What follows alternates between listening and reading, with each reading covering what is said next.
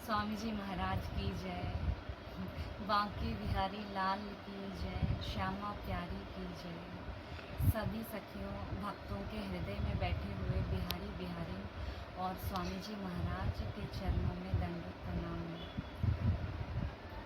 आज मैं ये इस पे कहना चाहती हूँ कि बिहारी जी और कृष्ण अलग हैं कि एक है। इसी पे सब कुछ कहना चाहती हूँ। फिर आगे की बताऊंगी कि हम कैसे महल में जाएंगे, उस पे बताऊंगी। अभी अभी तो बिहारी जी कृष्ण अलग है कि एक है वो बताना चाहती हूँ। अगर एक की बात वो आई है तो सभी कोई भी कहेंगे कि देखो भगवान तो एक ही होते हैं।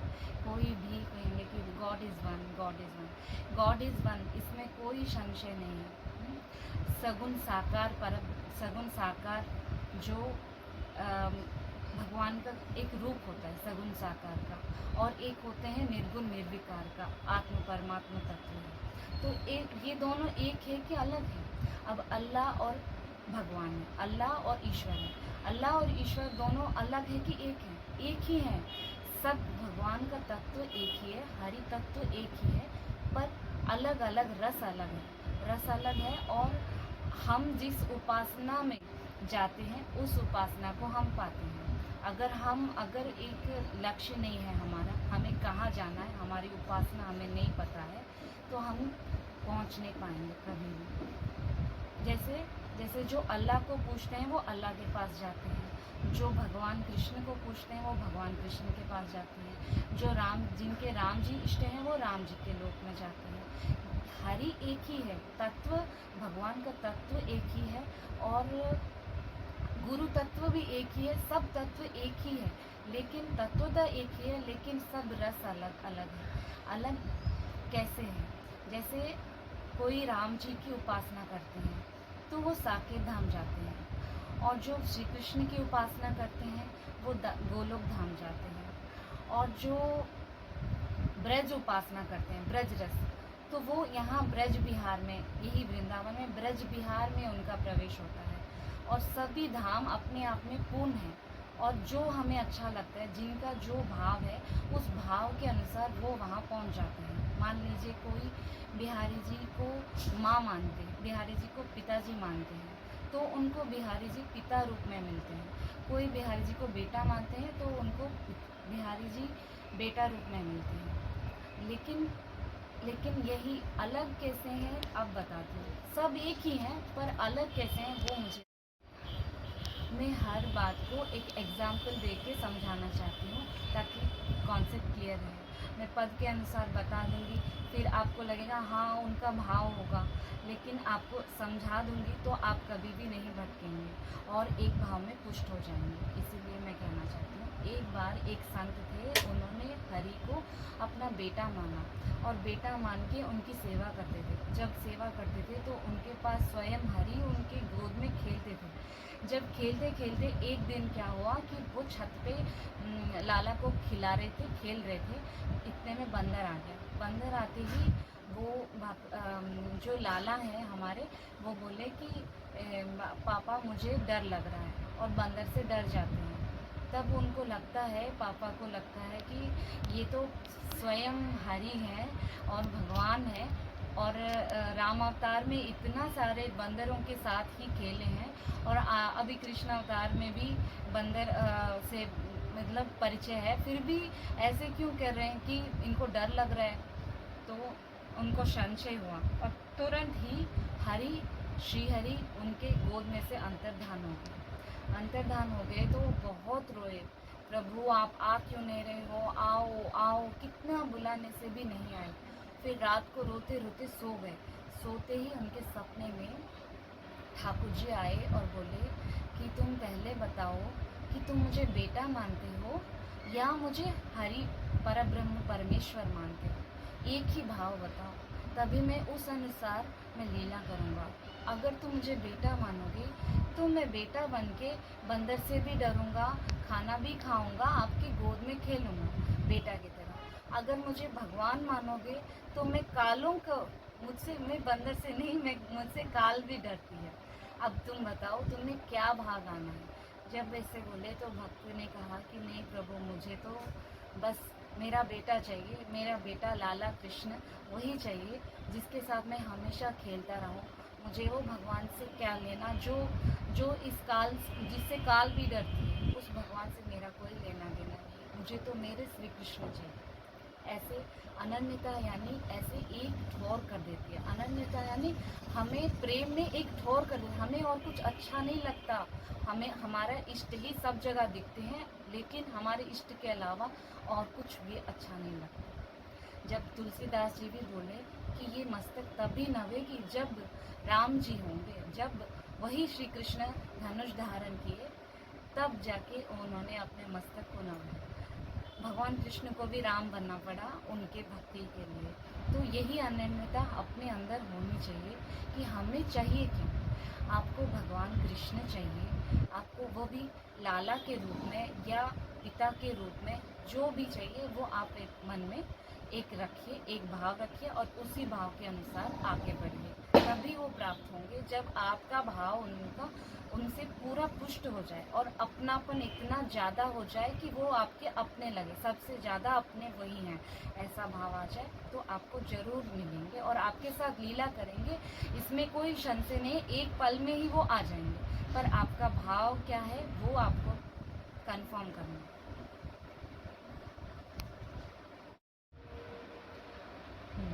अभी हमारा भाव पुष्ट हो जाए और अपनापन उनसे सबसे ज़्यादा हो जाए तो वो ज़रूर हमारे साथ लीला करेंगे।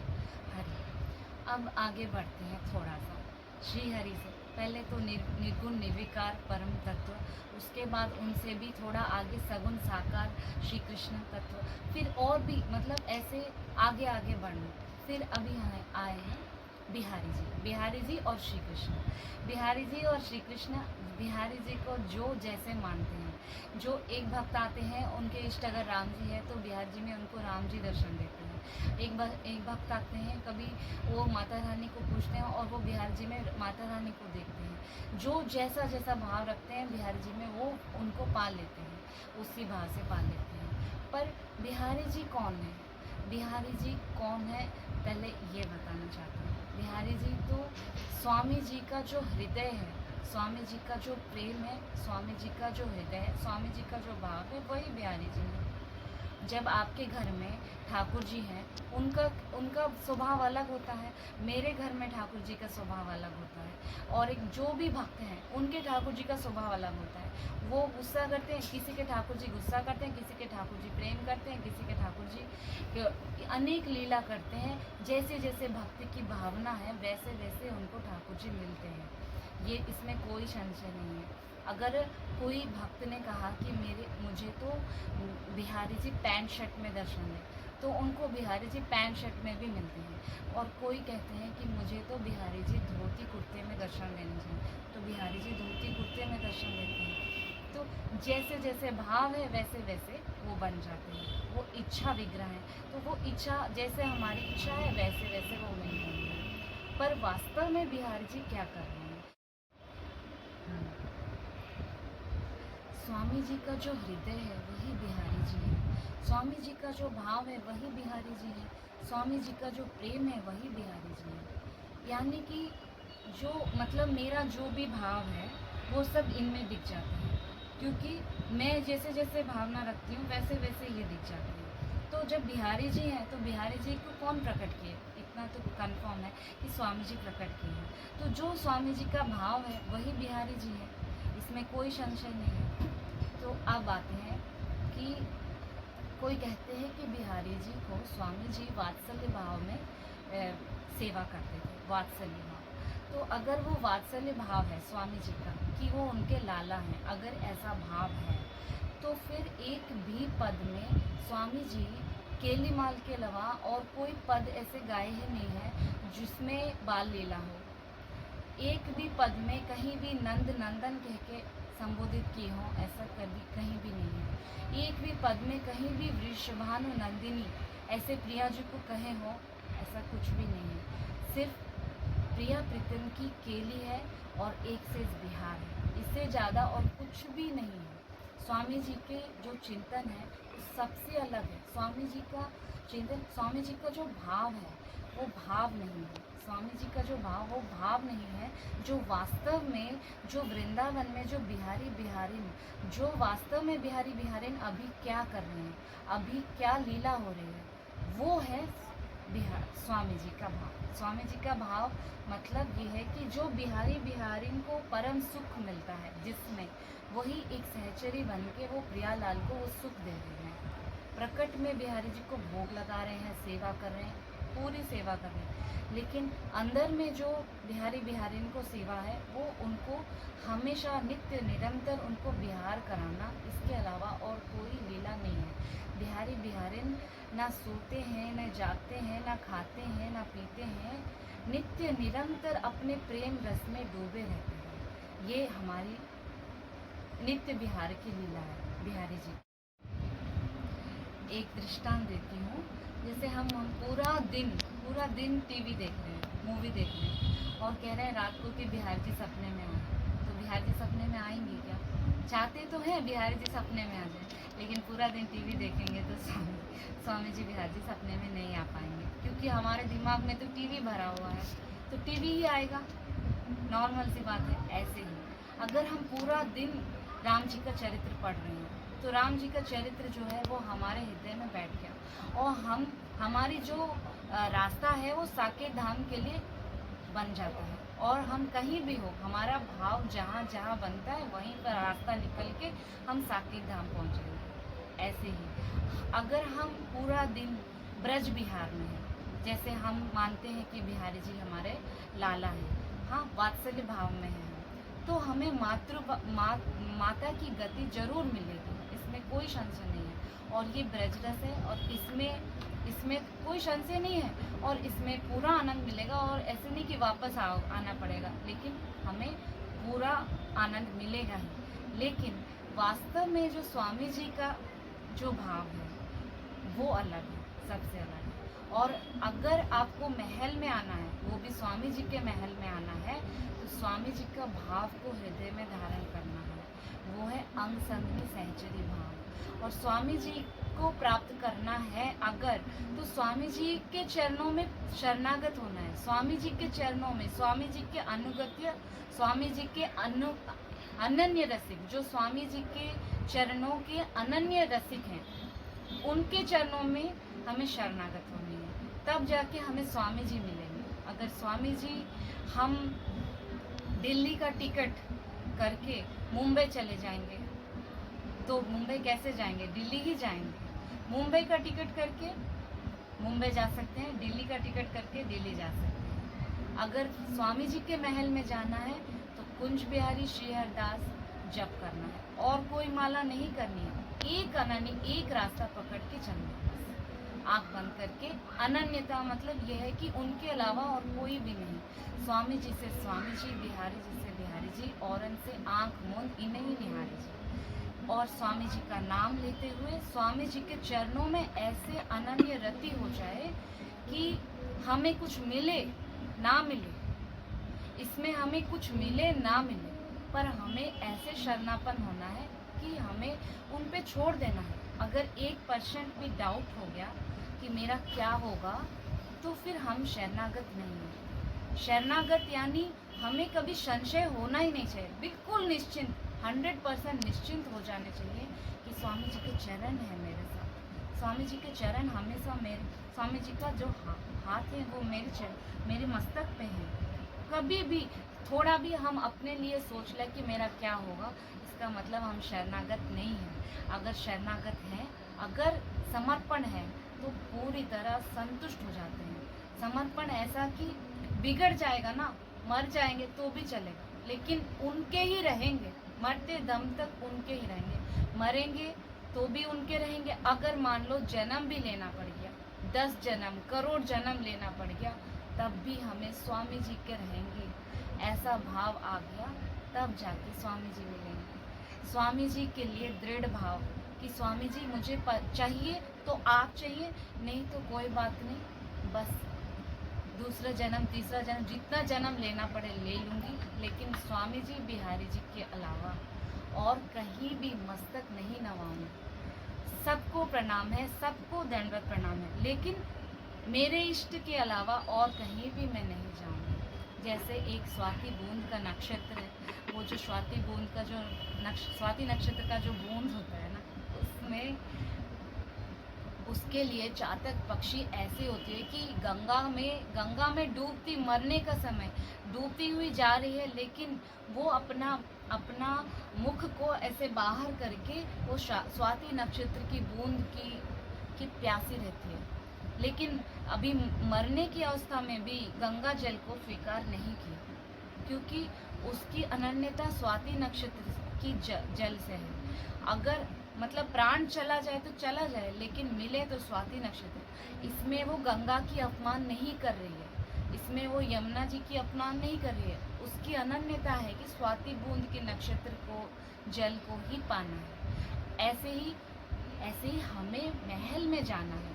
नित्य बिहारी के अंग संग रह के उनके बिहार में संयोग करना है, सहचरी भाव में उनकी सेवा करनी है। अगर ऐसा भाव है तो फिर हमें अनन्य रहना है, स्वामी जी के ही रहना पड़ेगा। देखिए, निधिवन भी एक ही स्थान है। निधिवन में जब जो भक्त सोच के जाते हैं कि यहाँ रास हो रहा है, तो उनको रास के दर्शन होते हैं। और जिनको समझ में आ गया स्वामी जी का भाव, और वहाँ वो अगर जाते हैं तो उनको नित्य बिहार के दर्शन होते हैं। कोई भी अगर निधिवन में बैठ के माला करके स्वामी जी से पूछे, स्वामी जी के चरणों में शरणागत होकर स्वामी जी से पूछे, स्वामी जी आप अपना भाव और आपका महल दिखाइए, तो आपको जरूर स्वामी जी अपने महल दर्शन कराएंगे और वो बताएंगे कि उनका जो महल वो नित्य विहार है, वो जरूर दर्शन देंगे। लेकिन हमें अनन्य होना ही पड़ेगा, हमें सहचरी भाव में आना ही पड़ेगा, तभी हमें नित्य विहार और महल मिलेगा। जैसे जब रास हुआ था, तब देवों के देव महादेव आए थे वो रास में। जब रास में महादेव आए थे तो उनको प्रवेश नहीं मिला। तब ललिता सखी से उन्होंने मंत्र लेके, उन्होंने गोपी वेश धारण करके, गोपी भाव धारण करे। जब अपने अंदर गोपी भाव और गोपी वेश धारण किए, तब उनको रास में प्रवेश मिला। जब देवों के देव महादेव को रास में प्रवेश नहीं मिला, जब तक गोपी नहीं बने तब तक नहीं मिला। तो रास में प्रवेश करने के लिए गोपी भाव बहुत जरूरी है। रास में बिना गोपी भाव के कोई नहीं जा सकते। अब तो रास से ये बहुत आगे है, रास से बहुत आगे है। ये कुंज, निकुंज, निवृत्त निकुंज और भी बहुत आगे, सबसे आगे सर्वोपर है। ये सर्वोपरि नित्य विहार है। अब ये सर्वोपर नित्य विहार के लिए हमें क्या करना है? हमें सहचरी भाव को धारण करना है। अच्छा, ये सहचरी भाव क्या है? बिहारी बिहारिन का सुख, बिहारी बिहारिन को सुख देना ही सहचरी भाव है। इसमें सहचरी है भजू, पलक पास क्यों तजू, संग बसी हो मानी कोटि नाते। सहचरी भाव में सारे नाते आ जाते हैं। मातृभाव, वात्सल्य भाव, सखी भाव, गोपी भाव, सारे भाव, जितने भी भाव, कोटि नाते, मतलब सारे भाव सहचरी भाव में आ जाएंगे। मतलब ये नहीं कि ब्रज विहार में जो भाव है, ब्रज आंगन है, ब्रज विहार कोई छोटा नहीं है, ब्रज विहार वो आंगन है। जब ब्रज विहार अगर बिना मथुरा आए वृंदावन कैसे आएंगे? पहले मथुरा में उतरेंगे, फिर वृंदावन आएंगे। ऐसे ही बिना ब्रज भाव के नित्य भाव में कैसे आएंगे? पहले जब ब्रज भाव पुष्ट हो जाता है, जब बिहारी जी को पता लग गया कि ये तो प्योर हो गया है, इसके अंदर और कोई कामना ही नहीं है, इसकी सुख के लिए कुछ नहीं है, सिर्फ इसको मेरा सुख ही दिख रहा है। ये जब इसके अंदर शुद्ध प्रेम, जब एक जीव में शुद्ध प्रेम हो जाता है, वो भी बिहारी जी से, तब बिहारी जी अपने स्वामी जी के चरणों में उनको दे देते हैं। जो उनको सबसे ज़्यादा प्रिय है, उनको अपने स्वामी जी के चरणों में सौंप देते हैं और उनको सहचरी भाव दे देते हैं। सहचरी भाव कैसे आएगा? हमें स्वामी जी के शरणापन होना है और स्वामी जी के चरणों में सब कुछ, सारा भाव, अपने आप को मिटा देना है स्वामी जी के चरणों में।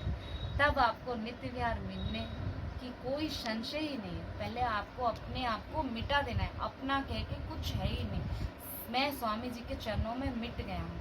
ऐसा भाव लाने के बाद स्वामी जी आपको नित्य विहार जरूर दर्शन कराएंगे।